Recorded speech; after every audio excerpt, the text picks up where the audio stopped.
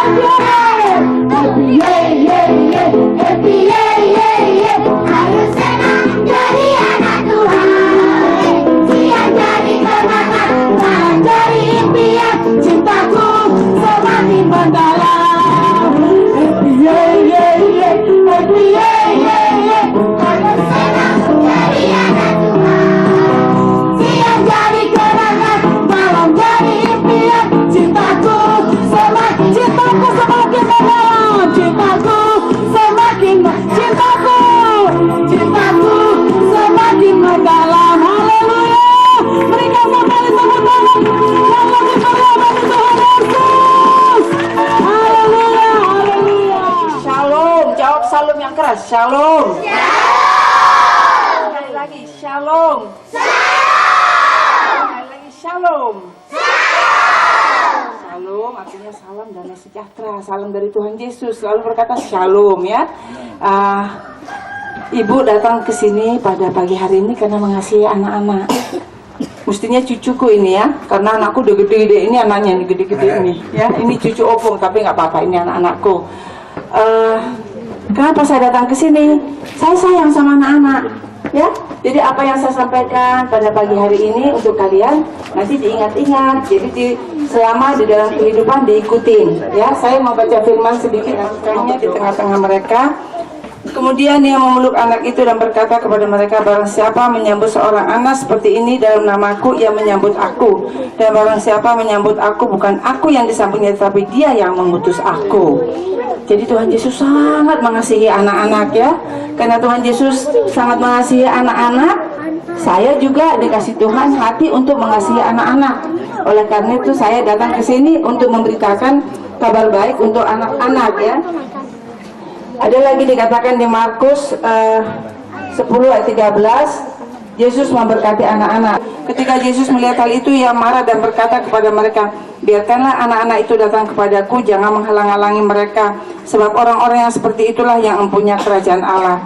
Aku berkata kepadamu, sesungguhnya barang siapa tidak menyambut kerajaan Allah seperti seorang anak kecil, ia tidak akan masuk ke dalamnya. Lalu ia memeluk anak-anak itu dan sambil meletakkan tangannya atas mereka, ia memberkati mereka.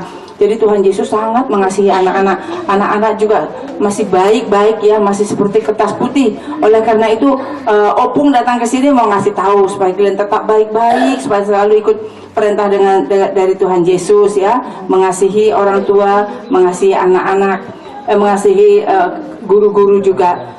Terutama saya mengucapkan terima kasih dulu kepada ibu-ibu guru yang telah bersedia kami datang ke sini untuk memberitakan kabar baik.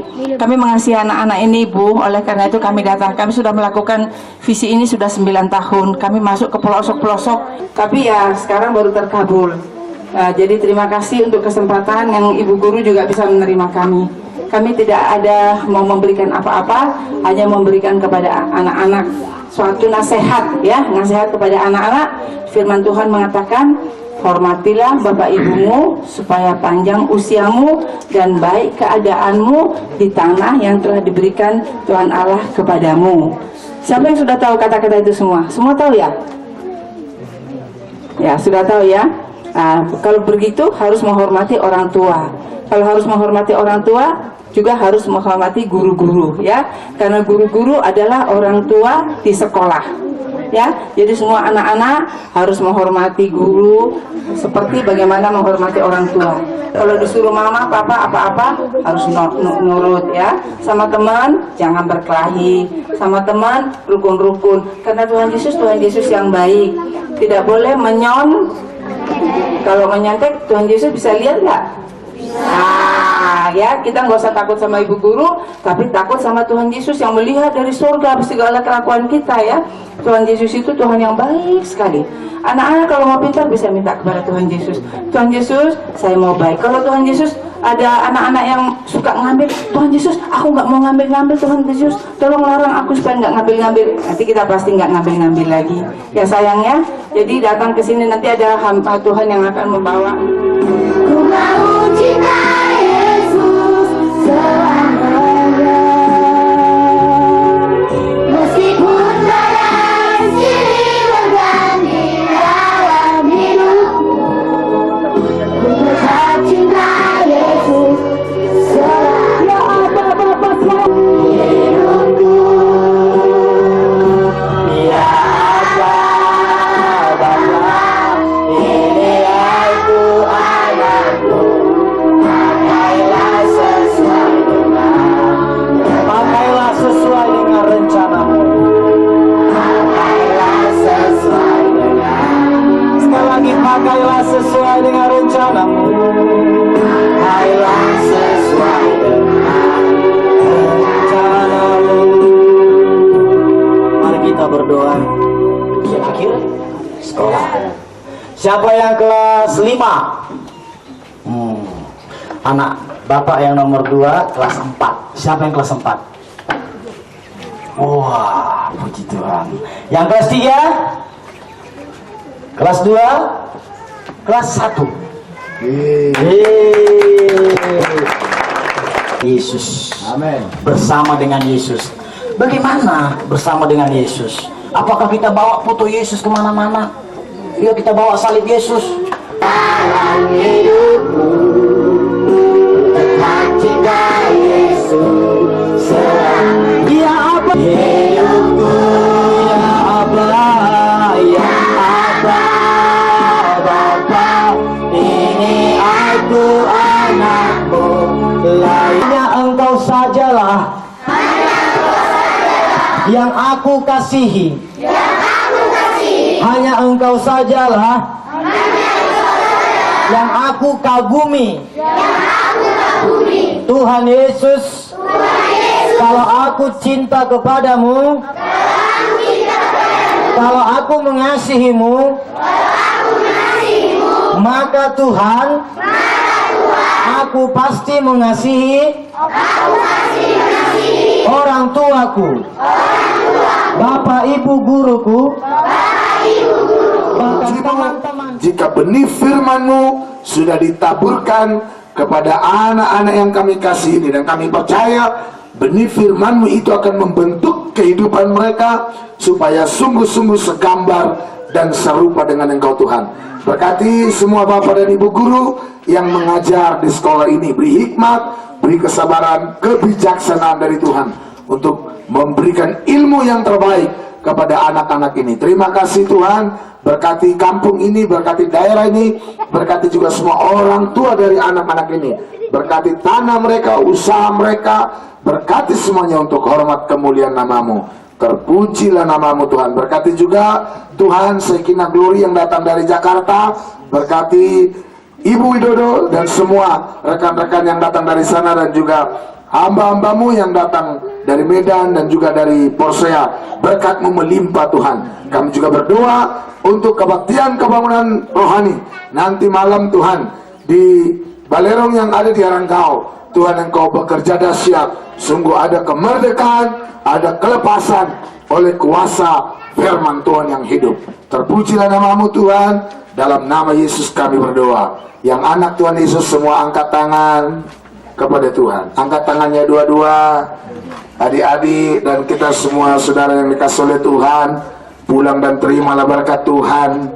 Damai sejahtera, kasih karunia, cinta kasih yang dari Allah Bapa dan dari Tuhan Yesus Kristus Juru Selamat kita yang hidup, serta persekutuan di dalam Roh Kudus menyertai saudara dan saya mulai hari ini, besok sampai Maranatha Tuhan Yesus datang kembali. Kepada Tuhan pada siang hari ini, karena Tuhan telah memberkati kita dapat bersatu dan berkumpul memuji syukur kepada Tuhan pada saat ini bersama anak-anak kami di sekolah ini, rekan guru-guru di sini, dan rombongan dari Shekinah Glory Jakarta dan Porsea. Kami mengucapkan terima kasih karena begitu indah firman Tuhan yang telah tercurah pada tempat ini dan saat ini untuk kita dan untuk kami semua, teristimewa untuk jemaat yang ada di Haranggaul ini. Memang inilah kerinduan kami di Haranggaul ini, karena pengurapan yang demikian kami harapkan untuk selama-lamanya. Kami percaya Tuhan Yesus pasti memberkati tanah Haranggaul ini dan putra-putri kami yang jauh maupun yang dekat, dan seluruh jemaat yang percaya kepada Yesus. Nah, kami sampaikan di sini ucapan terima kasih kami dari mewakili guru, kepala sekolah, dan guru-guru yang ada di sini serta murid kami. Kami ucapkan banyak terima kasih. Semoga Tuhan memberkati. Amin. 3 buah 1 orang. 3 buah 1 orang. Satu-satu. Jangan banyak. Ayo langsung. 1 orang aja bagi lagi. 3 katanya, 3, 4. Dari belakang biar dikasih bukunya langsung. Kasih aja langsung. Masuk kelas, beres Mit. Kasih sama kakaknya ya. Bukunya kasih sama kakaknya ya. Kakaknya kasih ya. Sama kakaknya dikasih baca ya.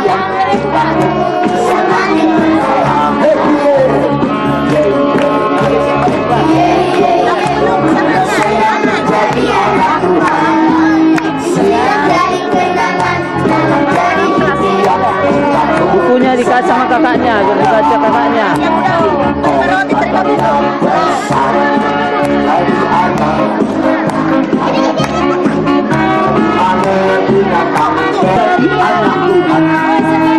Siang jadi kenangan, malam jadi impian, cintaku semakin mendalam.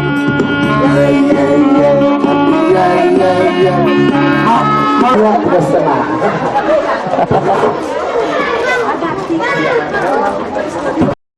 Berapa Ibu? Terima kasih. Terima kasih.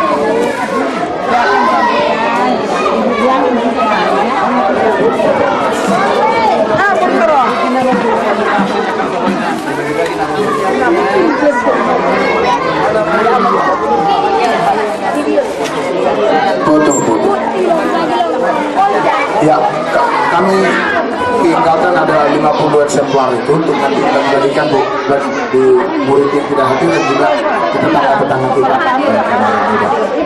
Dan kami undang juga supaya nanti hadir dalam ibadah KKR.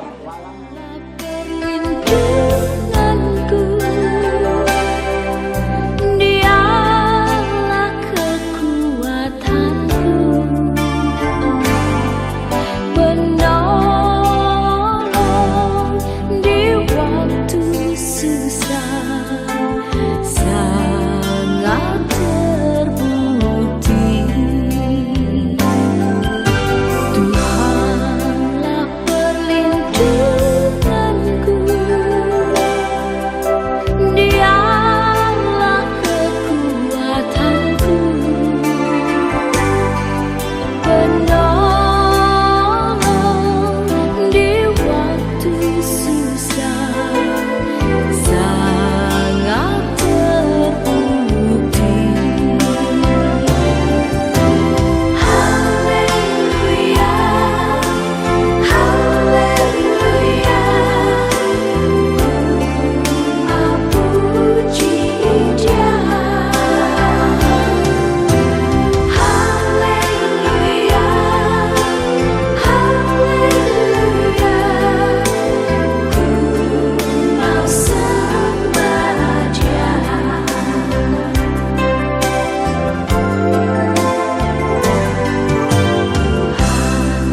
Tuhanlah perlindunganku, Dialah kekuatanku, penolong di waktu susah, sangat terbukti. Haleluya, haleluya, ku mau puji Dia. Haleluya, haleluya, ku mau sembah Dia.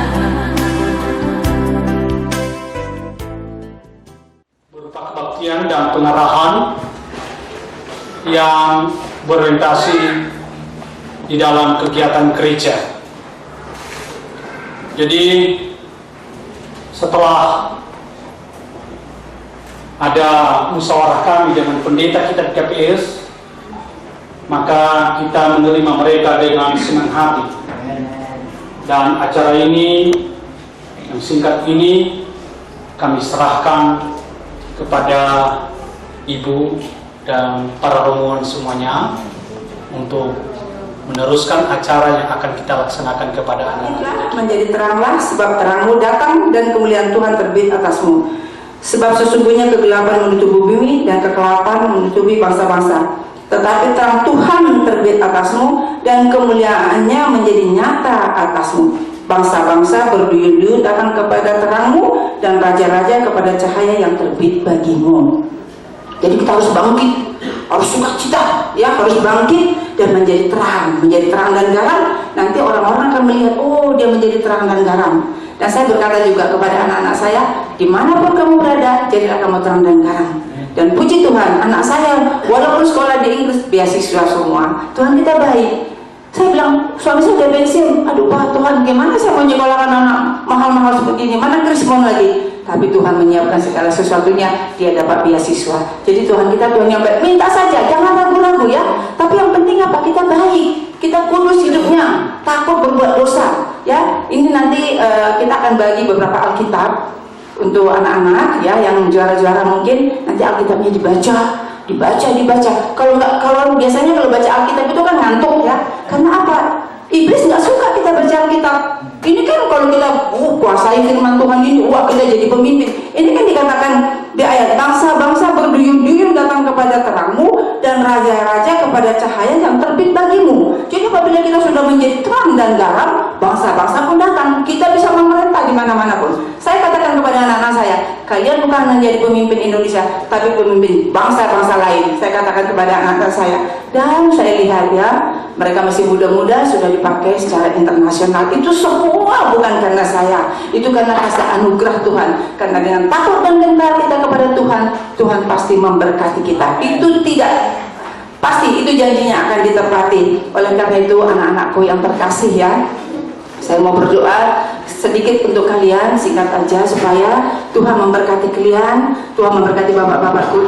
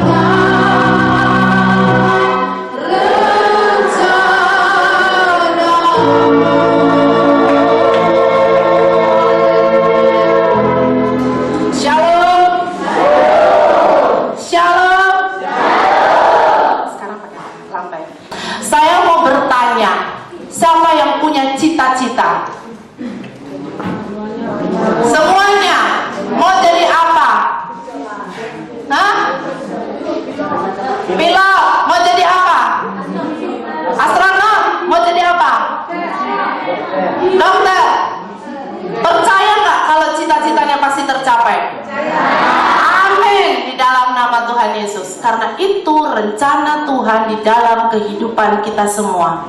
Tuhan tidak pernah merancangkan yang jelek dalam kehidupan kita. Tuhan tidak pernah merancangkan yang susah dalam kehidupan kita. Tuhan tidak pernah merancangkan kegagalan di dalam kehidupan kita. Tetapi rancangan Tuhan ada di dalam Yeremia 29 ayat yang ke-11.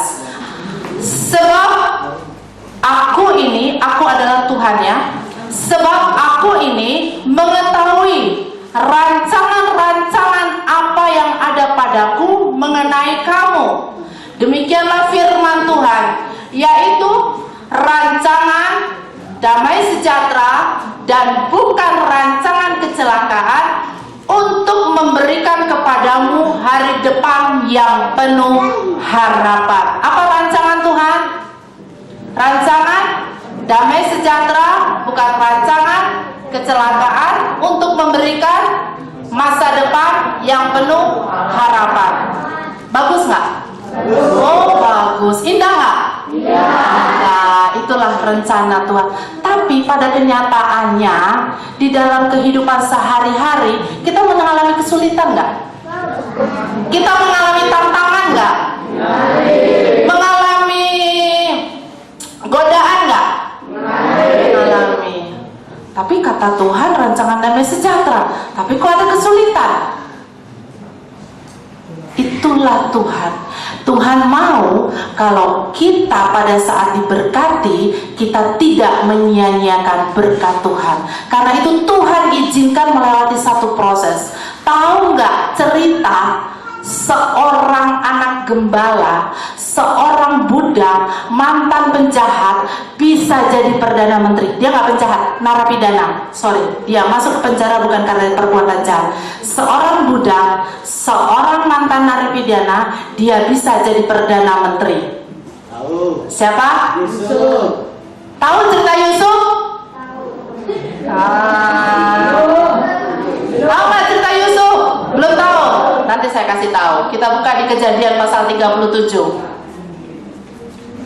Siapa kasih Yusuf itu? Bukan Bapak Yusuf yang bermain keyboard, tetapi Yusuf anaknya Yakub. Kalau Bapak Yusuf ini anaknya Bapak Simanun Khalid. Kita akan baca Kejadian pasal 37 ya. Ayat yang pertama dan kedua.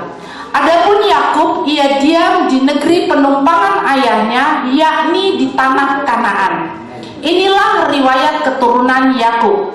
Yusuf tatkala berumur 17 tahun, jadi masih muda, biasa menggembalakan kambing domba bersama-sama dengan saudara-saudaranya, anak-anak Bilha dan Silpa, kedua istri ayahnya.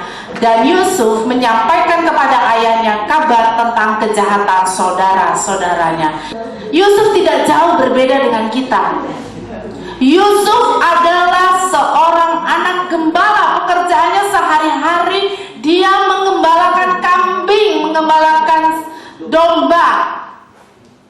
Yusuf tidak kenal bangku sekolah. Bersyukur saudara-saudara dikasih karunia oleh Tuhan untuk menikmati pendidikan. Yusuf tidak menikmati pendidikan formal, tetapi dia menikmati pendidikan bersama Tuhan. Dia mengalami 7 ujian. 7 ujian untuk dia bisa mencapai puncak keberhasilannya sesuai dengan rencana Allah. Rencana Allah tadi apa? Damai sejahtera, masa depan yang penuh harapan. Dia mengalami 7 kali ujian sebelum dia menjadi Perdana Menteri. Ujian yang pertama adalah di ayat yang ke-11. Dikatakan demikian bahwa ayat yang ke-8 dulu. Lalu saudara-saudaranya berkata kepadanya, apakah engkau ingin menjadi raja atas kami? Apakah engkau ingin berkuasa atas kami? Jadi makin bencilah mereka kepadanya karena mimpinya dan karena perkataannya. Ayat 11, maka iri hatilah saudara-saudaranya kepadanya, tetapi ayahnya menyimpan hal itu dalam hatinya. Tes yang pertama adalah tes kebencian. Kalau Yusuf membalas dengan kebencian, mimpinya jadi kenyataan enggak? Mimpinya tidak akan jadi kenyataan.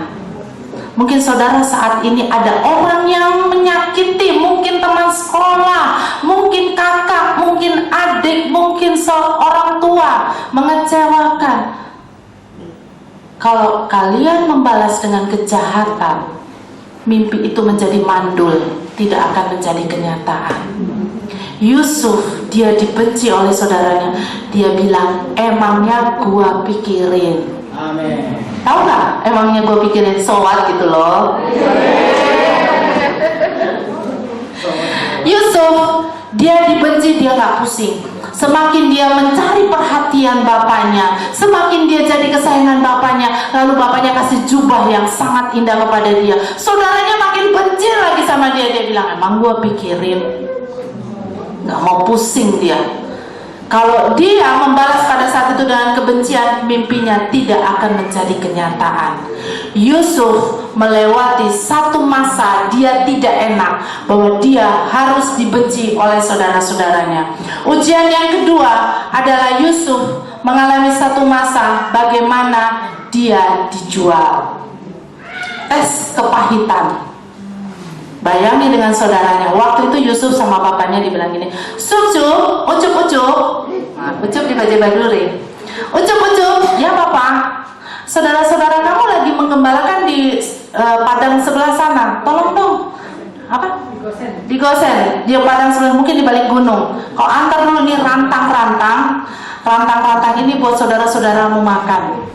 Ya, Yusuf anak yang taat. Tadi ibu katakan bahwa hormatilah ayah ibumu. Dia nggak pusing saudaranya mau benci. Dia nggak bilang ini, aduh pak, sudah nggak usah pak, soalnya mereka benci sama aku pak. Aku tak mau mengantarkan makanan ini ke mereka. Biarlah mereka mau kelaparan kah, biarlah di mereka ini. Nggak, dia nggak balas seperti itu.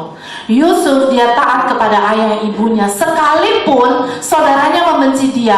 Dia percaya kalau orang tuanya menyuruh tidak ada bahaya, padahal ada bahaya mengintai. Yusuf dengan taat dia antar itu rantang. Dari jauh, ini ceritanya ya, kalau saya baca Alkitabnya nanti terlupanya. Dari jauh saudaranya sudah melihat dia, lalu mempunyai rencana mau menjual dia. Dia mengalami masa yang tidak enak. Tapi akhirnya kakaknya bilang, jangan dijual lah, bagaimana pertanggungjawabanku? Jangan dibunuh, bagaimana pertanggungjawabanku? Akhirnya Yusuf dibuang ke dalam sumur. Yusuf, dia tidak sakit hati. Dia dibuang loh di sumur gelap. Dia teriak-teriak, anak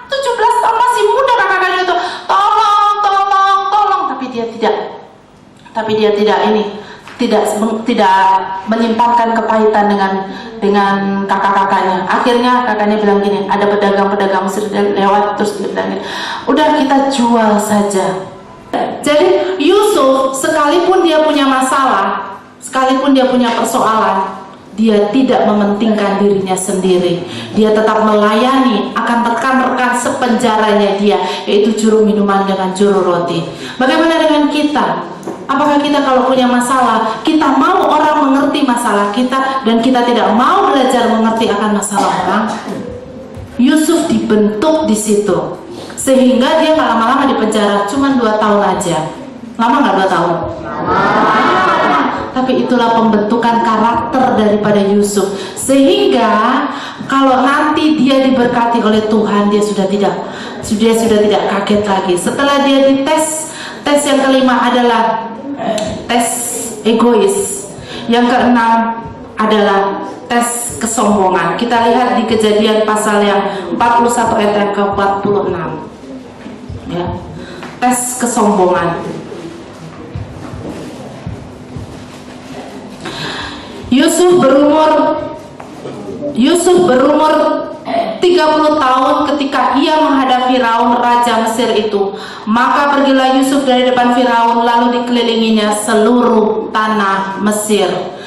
Berapa tahun Yusuf umurnya? Tadi mimpinya umur berapa? 13 tahun. Jadi berapa tahun Yusuf sekolah dengan Tuhan? 13 tahun. Enak enggak? Nggak enak. Tapi Yusuf jadi apa? Jadi Perdana Menteri. Tadinya Yusuf umur 17 tahun jadi apa? Gembala kambing domba. Lalu Yusuf masuk kemana? Masuk ke sumur. Lalu habis itu dia dijual.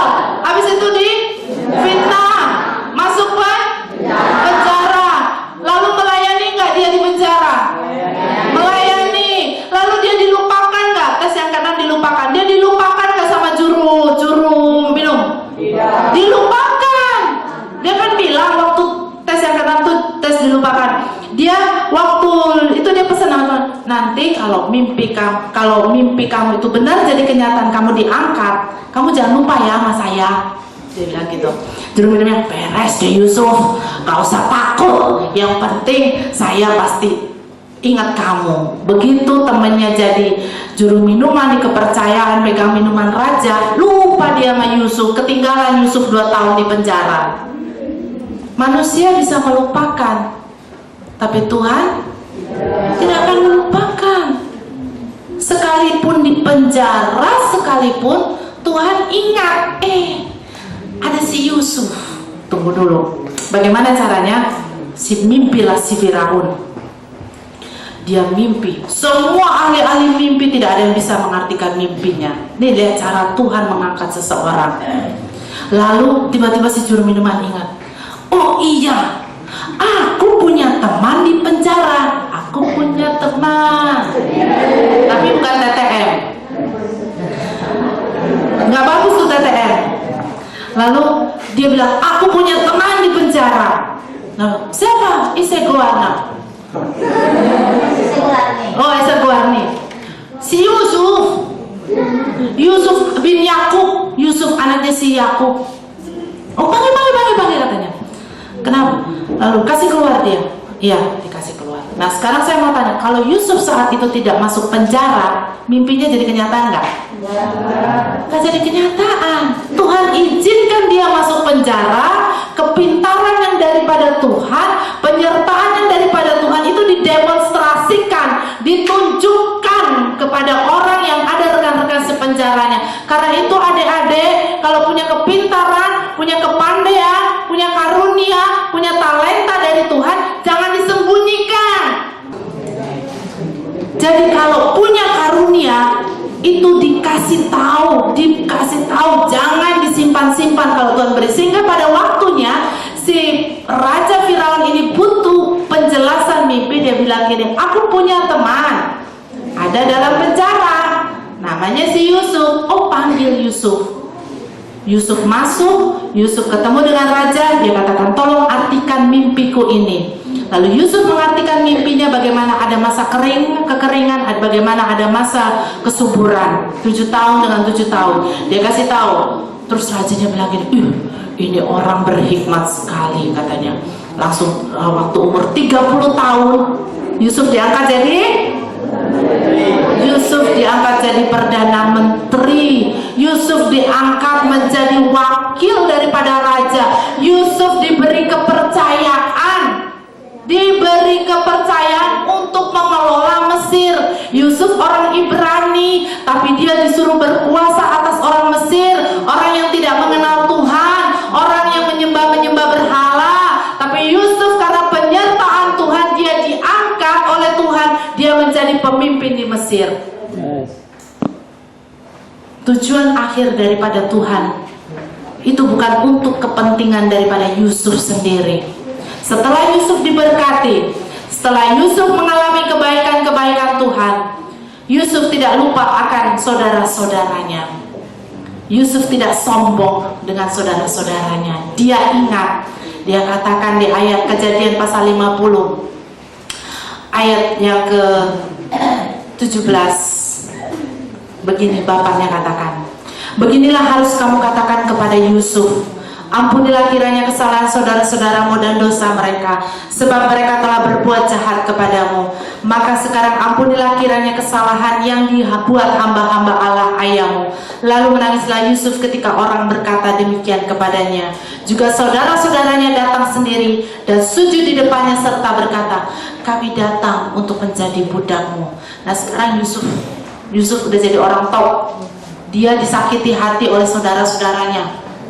Terus saudara-saudaranya datang bilang jadi budaknya. Sekarang kalau adik-adik dikecewakan terus datang terus dibilang aku jadi budakmu lah, apa jawabmu? Oh iya. Apa mana? Apa? Iya. Olo begitu. Yusuf tidak sombong. Nanti kalau udah diberkati, kalau ketemu saya jangan sombong ya. Jangan lupa. Oh itu ibu yang ngomong waktu itu, jangan lupa ya. Nanti tahu-tahu udah ada yang jadi menteri, ada yang jadi presiden, ganti SBY. Siapa mau jadi presiden? Hah? Boy jadi presiden. Lalu Yusuf berkata kepada mereka, Yusuf mempunyai kerendahan hati. Lihat ya, kerendahan hati daripada Yusuf. Karena apa? Kenapa Yusuf bisa rendah hati? Karena Yusuf mau belajar. Dia dijual, dia dibuang, dia dipenjarakan. Dia tidak pernah marah dengan Tuhan. Dia mau belajar taat sama Tuhan. Sekalipun dia harus nangis, Yusuf akan menangis dia di penjara. Yusuf menangis di sumur karena dia diperlakukan tidak adil. Tetapi dia percaya bahwa Tuhan mengasihi dan menyertai dia. Karena dia sudah mendapat mimpi. Jadi adik-adik kalau sudah punya cita-cita, sudah mendapat mimpi bahwa Tuhan pasti memberkati, saudara pegang itu. Janganlah takut, sebab aku inikah pengganti Allah. Memang, kata Yusuf, kamu telah mereka-rekakan yang jahat terhadap aku, tetapi Allah telah mereka-rekakannya untuk kebaikan, dengan maksud melakukan seperti yang terjadi sekarang ini, yakni memelihara hidup suatu bangsa yang besar.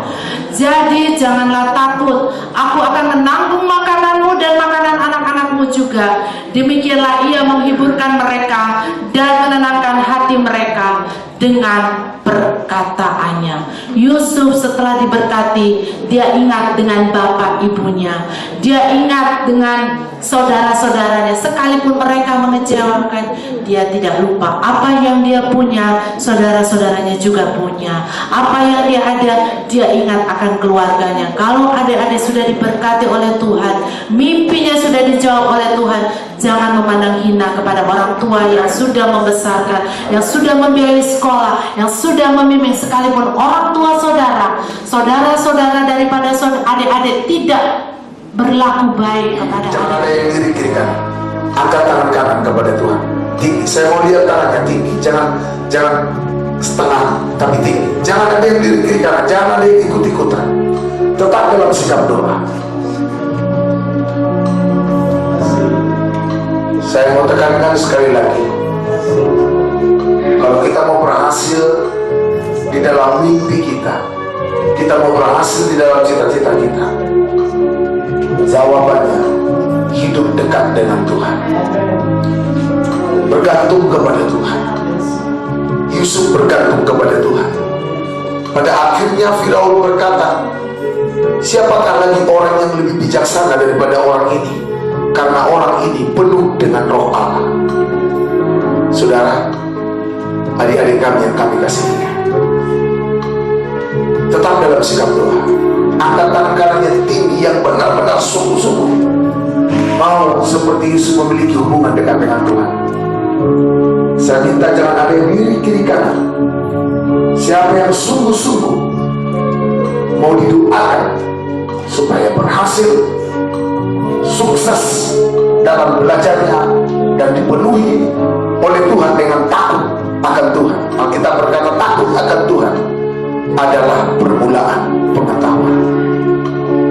Kalau ada di antara kita yang mau didoakan secara khusus, karena saya melihat hampir semua yang angkat tangan, maju ke depan. Bos Malman, yang mau maju silahkan maju ke depan dengan cepat. Ayo, yang mau didoakan, ayo beri jalan, ayo langsung maju ke depan. Ya, siapa lagi? Jangan ada yang buka mata. Kalau mau maju langsung aja maju. Kalau saudara ada di tengah, silakan permisi dari teman-teman yang ada di pinggir. Yang mau didoakan secara khusus, mungkin engkau sedang kepahitan,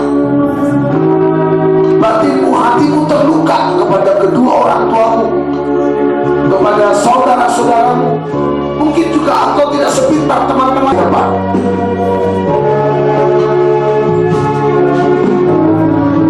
Mari kita menyanyikan pujian haleluya, haleluya 12 kali.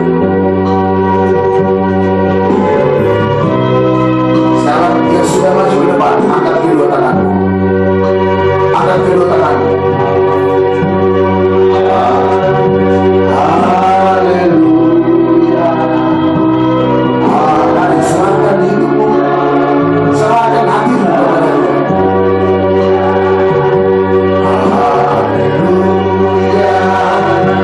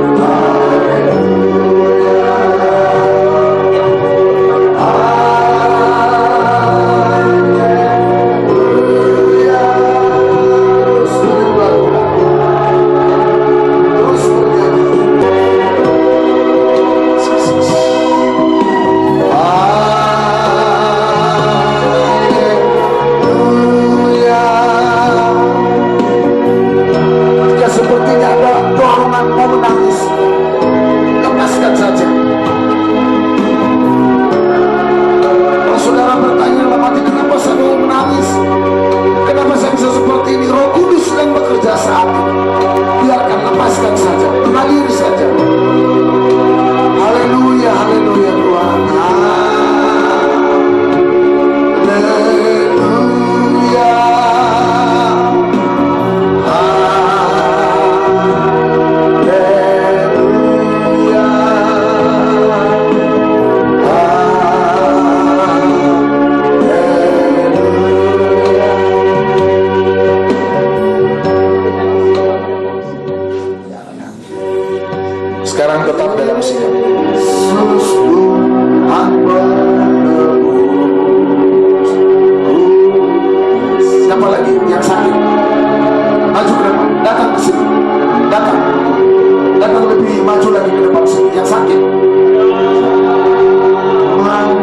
Siapa berapa lagi yang sakit? Kau sakit apa? Kurang pendengaran. Sudah berapa lama?